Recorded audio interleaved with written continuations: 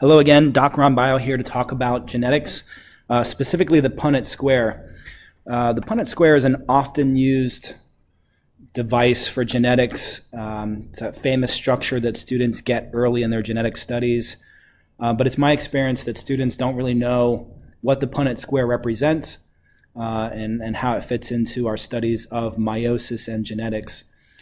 Sure, students can line up letters, creating genotypes inside the squares, but my experience is that they don't really know what this means. So this video for all students and teachers is to solidify your understanding of the Punnett Square and to make deeper connections to meiosis and genetics.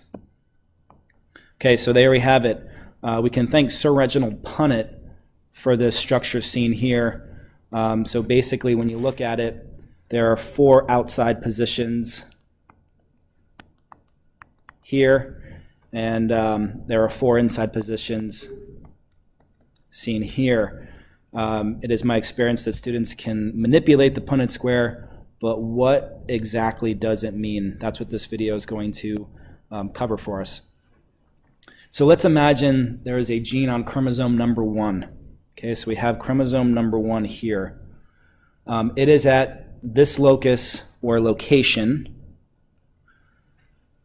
on the chromosome.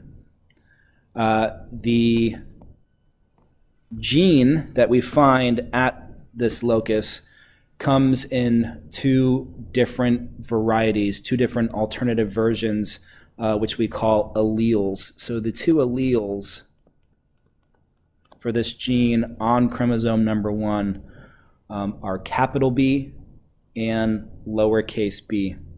Okay. So basically, the gene at this locus on chromosome number 1 can be one of the 2 alleles. It can only be one. It cannot be both, as there is only one locus for this gene seen right here. Okay? So when we perform a genetic cross, such as the one shown here, heterozygous organism times heterozygous organisms. We're going to cross 2 heterozygotes. Students are very good at plugging in the letters. Basically, they can do, this. But what exactly does that mean? That's the whole point of this video. What are the questions, though, the deeper questions that help us align meiosis and genetics? Okay. What do the letters on the outside represent? What do the letters on the inside of the box represent? Why is there only 1 letter on the outside space, but there are 2 letters on the inside of the space? Well, we're going to go over the details of that in the rest of this video, hopefully providing a deeper understanding of what the Punnett Square is and what it creates for our students. Okay, so one side of the Punnett Square shown here represents the male contribution to the cross. In this example, the male is in red and is on the left side of the Punnett Square. Okay, so everything you see in red represents the male contribution to the cross. Okay, with a heterozygous genotype, so right here we're saying this male has this heterozygous genotype, the products of meiosis with respect to the one gene we are considering is 50-50.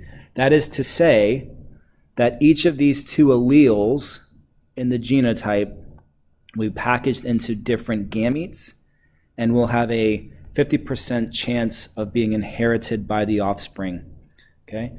Again, that is to say that there are 2 possible alleles that can be packed into the gametes. Remember, only 1 chromosome goes into each gamete. Thus, the allele for each gene, you only get 1 of them. Half of the gametes will get 1 allele. In this case, a capital B. In the case of the other half of the gametes, a lowercase b. Okay, this phenomenon summarizes the basis of meiosis. So if you were to go through with a genotype, a heterozygous genotype, and run it through meiosis, you would see that half the gametes get the capital B allele and half get the lowercase b allele. Okay, it also shows Mendel's law of segregation, the fact that you only get 1 of the alleles because during meiosis, a diploid cell, right, diploid here, 1, 2 chromosomes, it will make haploid gametes that only have one chromosome number 1, right? So this is haploid here, this is haploid here, whereas this going back here would be diploid. Okay, so we're using all of our terms from cell division, again, because genetics and meiosis are very intimately linked. Okay? So to review and be specific, the outside of the Punnett square here shows the theoretical gametes produced by the male. In the case of the heterozygous male, he can produce sperm that for chromosome number 1 has either a capital B or a lowercase b allele for the gene, but not both. Okay, it is a one or the other scenario when performing meiosis for genetic crosses. Okay, let's advance and look at the female contribution. The same would be true for a female with the same genotype. So if your female is also heterozygous, the diploid cell that makes haploid gametes would put into half of her eggs a chromosome number 1 with the big B allele, and the other half would get the little b allele. So her theoretical contributions are shown here. It is the same as the male given the fact that they have the same genotype, which is heterozygous.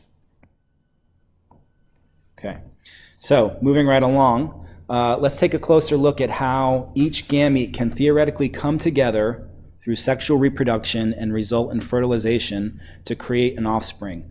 So again, students are very quick to say, well, if you're going to give me those letters, let's put that big B right here, let's put that big B right here. That gives us these two capital Bs, okay?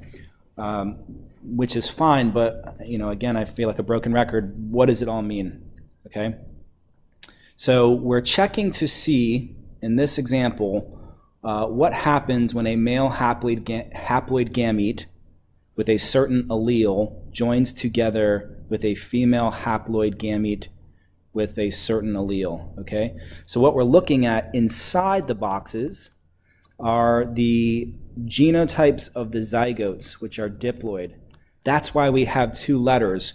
One allele coming from chromosome number 1 from mom, the other allele coming from chromosome number 1 from dad in the sperm, okay?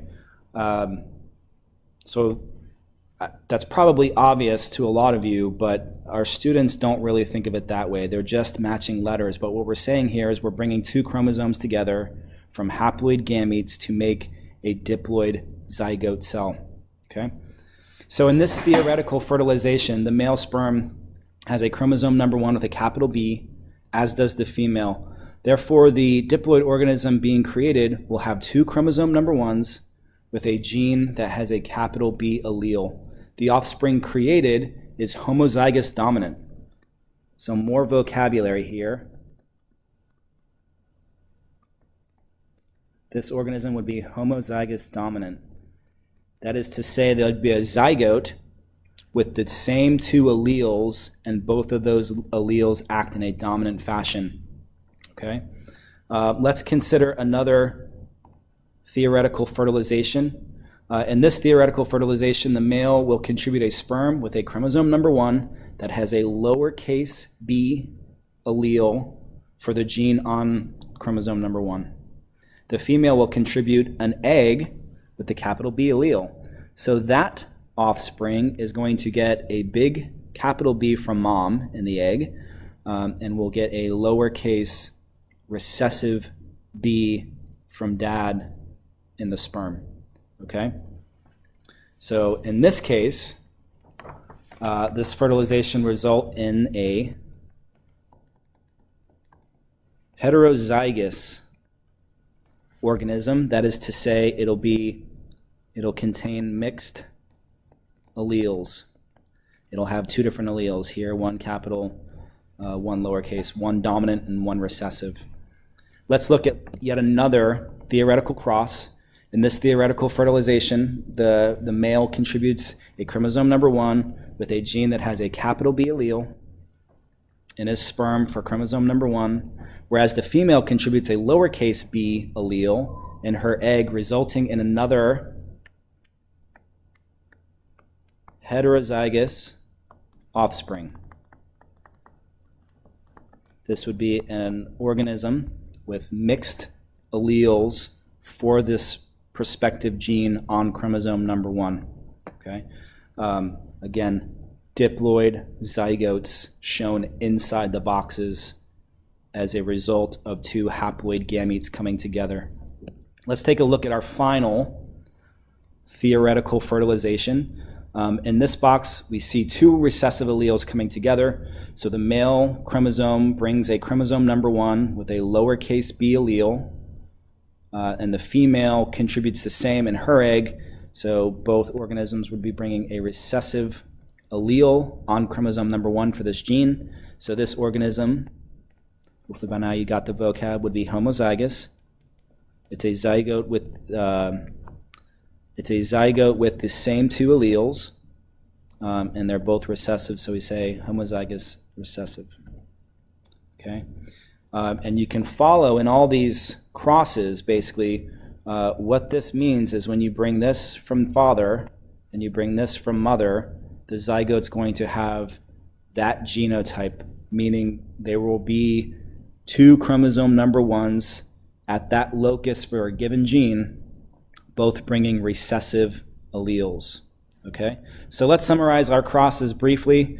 If you do the math, this is what we're looking at. I don't want to go into genotypic and phenotypic ratios or percentages in this video, but suffice it to say that this is what you would look at if you cross 2 heterozygous organisms, bringing together and considering only chromosome number 1 for this particular cross. Okay, so there's a lot to genetics,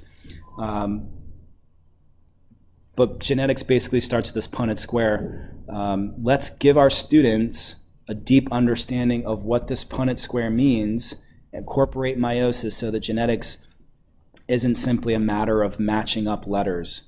Okay, I like looking at it this way because it shows you meiosis in action. It shows you the law of segregation established by Gregor Mendel. It makes students think about meiosis and genetics simultaneously. So I hope this video helped. I hope your students fully understand meiosis and its link to genetics, and how to use a Punnett Square properly. Let me know what you think in the comments below, and we'll see you next time.